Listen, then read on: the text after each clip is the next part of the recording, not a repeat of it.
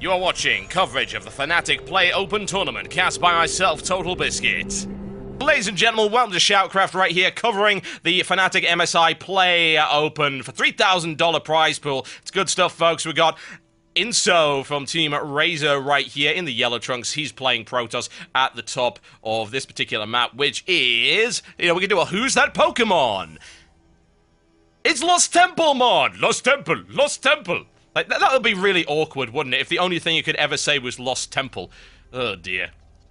Protossmon, gotta catch them all. Whatever the case, folks, we have the one and only White Ra in the red trunks, also playing Protoss to the west of the Lost Temple. Now, the attempt of Inso in the previous game to apply 4 gateway pressure did not work out so well. It could have potentially actually done more damage than it did, but Inso, I think, probably suffering from nerves for playing against a player like this, ended up dumping down 4 Zealots, which were immediately cut off by a force field and cut down by, and did absolutely no damage. And I think, to be honest, that was absolutely critical, because once that happened, that was like the entire warp gate's worth of warping thrown away on nothing, and White Ra was easily able to then push the remainder of the forces back and then apply pressure to his opponent's base, and of course his opponent ended up folding, because 4 gateway requires you to cut pro production in order to do it effectively. So, your economy's in not such a good state if it actually fails. Some people call 4 gateway all in. I find terms like that to be obnoxious, and the reason I call them obnoxious is because all in implies if that fails, you lose. Yeah? It's like throwing everything away. It's a poker term. And that's actually not what it is. 4 gateway to me is not an all-in. Because, yeah, of course you can come back from it, but you'll just be at a significant disadvantage. I just call it's a risky strategy. It's a top-heavy strategy. It's an aggressive strategy. You will not lose the game if your 4-gate push fails, but you are certainly placed at a disadvantageous position. So yeah, again, a phrase that I do not like, all in. That's one of my pet peeves. I know Sean hates meat shield. I hate all in. I also don't really like cheese either. I love cheese. I'm not lactose intolerant, but there you go. White Ra, you might say, Total Biscuit, why are you talking about what they're building? Because you're not blind. You can see what they're bloody well building in the early stages of the game. There's a lot of comments about, what play-by-play means or what you actually have to do for play-by-play. Play-by-play is important in elements and situations of high energy and high complexity, where a lot is going on the screen, because it's hard to identify for the viewer, because the viewer doesn't want to be expending effort to view it, whereas in this case, you can see it up in the production window. It's really not hard to see that they're pretty much doing identical things as most Protoss tend to do in PvP. But White Ra, once again, trying to limit the options of his opponent and doing a good job of it. This time, however, Inso decides we're going to try and cut our way through that assimilator. It'll take him a little bit of time to do it, but he actually ignored it completely last game and went straight through the 4 gateway approach, which didn't work out so well for him. Let's see whether or not he actually bothers with that. And once the warp gates come up, we will find out exactly what. Single gateway coming down for Inso. What's his money looking like? Could go for a 2nd gateway. Certainly has the money for it. Probably feeling a little bit gun-shy after the last attempt, however. Maybe not. 3 gateways. Could again go through the robotics facility. Very, very likely. We'll see.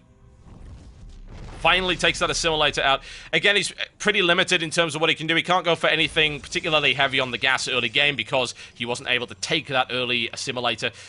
God, it is identical builds, isn't it? Good lord. Another 2 more gateways coming up right here for Ra, and there we finally see the divergence. Inso goes for the robotics facility. A good idea.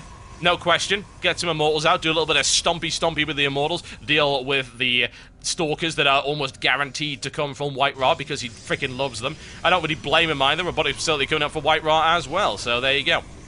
Very passive game thus far. They're eyeing each other from the top of hills. I can only imagine it.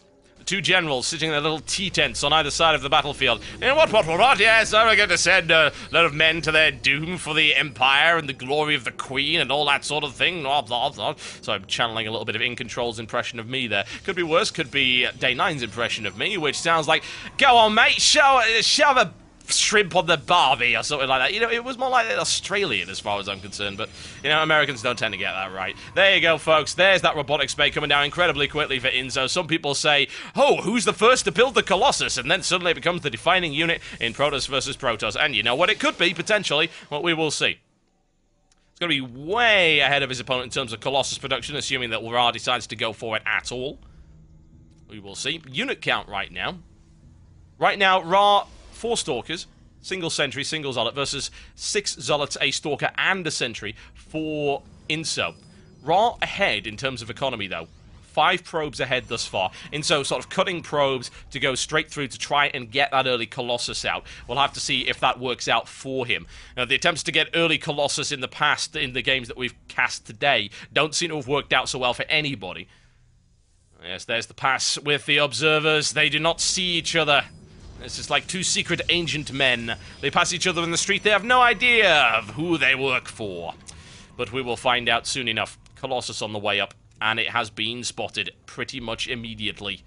White Ra is aware of what's coming up. What will his counter be? He builds his own. Feeling pretty confident. Interesting. Especially, actually, yeah, no, he has spotted it. He knows it's coming.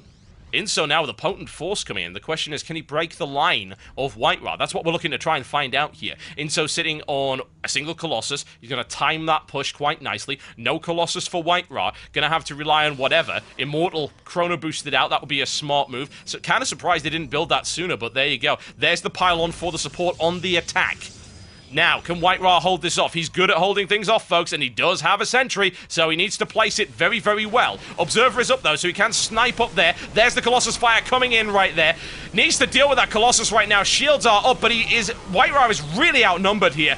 Gonna have to pull something pretty damn fancy. Doesn't bother to block off the ramp right now. Needs to warp in. There's that Immortal. Will the Immortal make the critical difference? Shields are coming down very fast right there on it. Colossus continues. There's the big warp in from the side, but White Ra is actually pushing it back with continued warp ins. That Immortal takes a hefty toll. I'm surprised he didn't pull it back, but there you go. White Ra's line finally deciding to collapse now. The additional warp in wasn't quite enough, and the robotics facility now pumping out the Immortal, but there's no way that's going to be up in time. Pylon coming down. There you go. Not that that really matters too much, but Stalker's in the base right now for Inso, and the Colossus is up. The Immortal will nowhere near be out in time. White Ra's going to have to pull off the line right now, but he is in a dire situation. Incredibly bad situation. He doesn't have the numbers to actually repulse this attack. He really, really doesn't. He's trying. No question about it. A good game. Ladies and gentlemen, 1 apiece as Inso is able to apply early Colossus pressure that White